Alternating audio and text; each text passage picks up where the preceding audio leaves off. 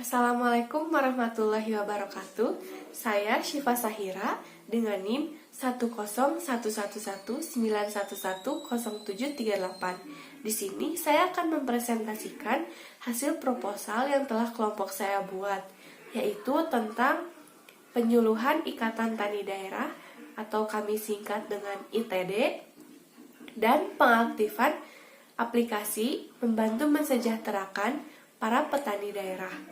Sebelumnya, saya akan menjelaskan terlebih dahulu mengapa kelompok saya mengambil usaha ini. Karena setelah kami melakukan penelitian dan wawancara terhadap usaha ini sering mengalami terjadinya kerugian pada masa panen. Pada saat hasil panen akan dipasarkan ke pasaran, itu ternyata banyak petani yang memasarkan juga, sehingga terjadinya hasil panen yang membludak di pasar.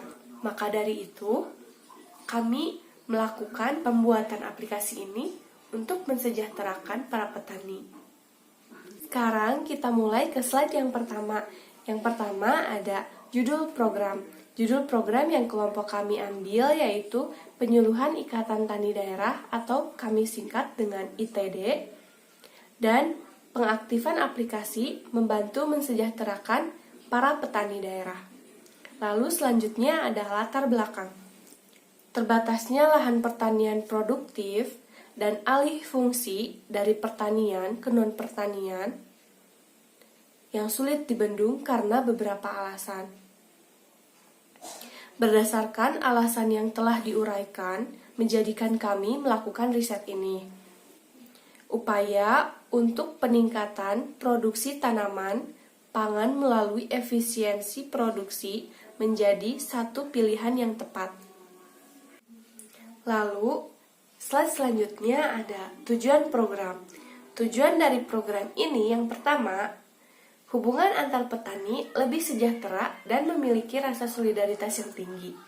Maksudnya di sini, antar petani bisa melakukan komunikasi dari aplikasi ini sehingga menumbuhkan rasa solidaritas yang tinggi. Yang kedua, petani dapat saling mengetahui perkembangan usaha petani lainnya secara bertahap melalui aplikasi.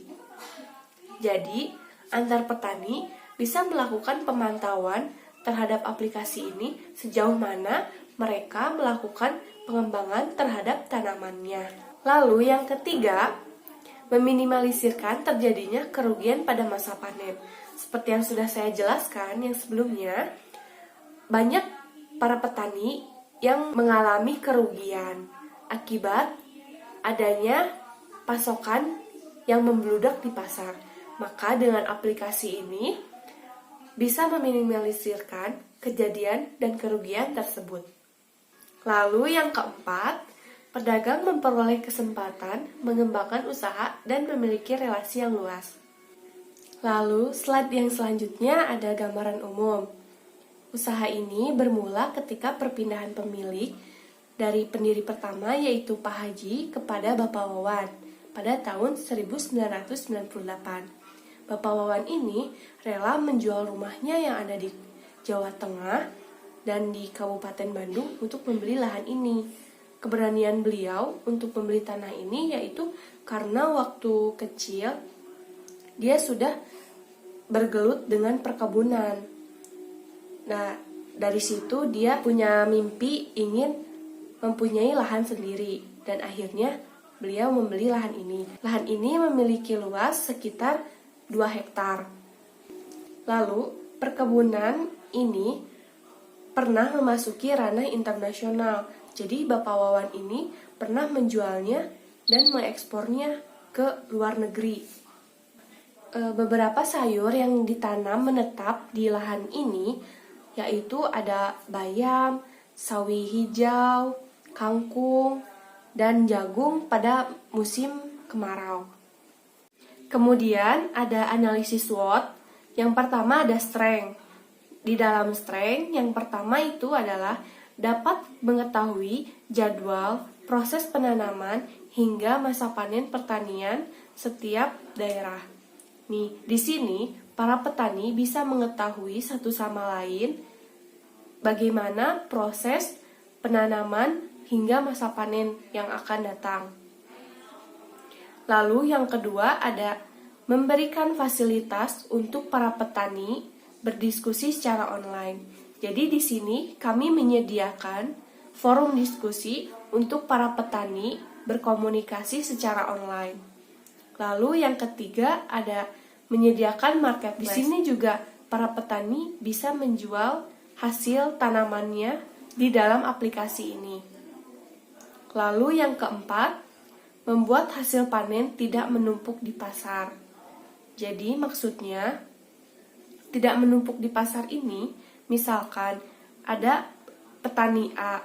Petani A harus menanam di tanggal 20. Nah, sehingga petani B tidak boleh menanam di tanggal 20. Itu dikarenakan supaya hasil panennya tidak berbarengan dan tidak membludak di pasar. Lalu yang kelima ada menggunakan bahasa yang mudah dimengerti. Yang keenam, memberikan informasi geografis yang ditanami setiap petani. Lalu yang terakhir, memberikan informasi rekomendasi varietas, benih, dan pupuk yang perlu disiapkan. Lalu selanjutnya ada weakness. Membutuhkan akses internet. Bagi beberapa petani mungkin agak keberatan untuk menggunakan akses internet karena harus membeli kuota dan sebagainya.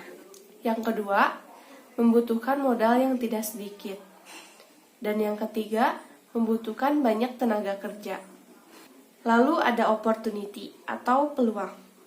Peluang yang pertama yaitu memberikan kemudahan dan banyak informasi serta fasilitas untuk membantu para petani. Yang kedua, membuat kalender tanam petani agar mengetahui jadwal panen. Lalu yang terakhir, ketersediaan lahan kosong yang digunakan untuk menanam sayuran yang lain. Kemudian ada threat, yaitu ancaman. Ancaman yang pertama, banyaknya para pesaing. Dan yang terakhir ada serangan hama dan penyakit lainnya. Kemudian ada metode pelaksanaan program. Di sini ada isi aplikasinya seperti aplikasi pada umumnya.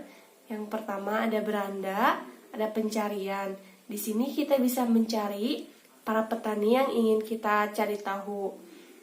Kemudian ada mitra dan profil yang kita miliki.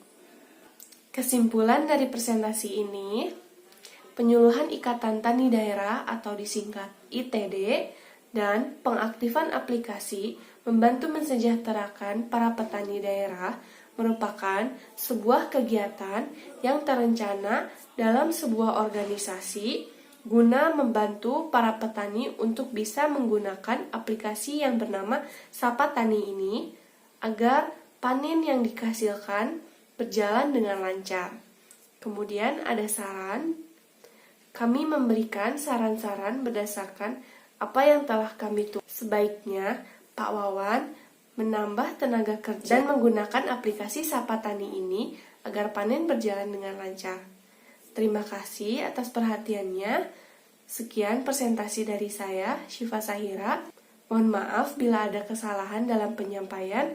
Terima kasih atas perhatiannya. Wassalamualaikum warahmatullahi wabarakatuh.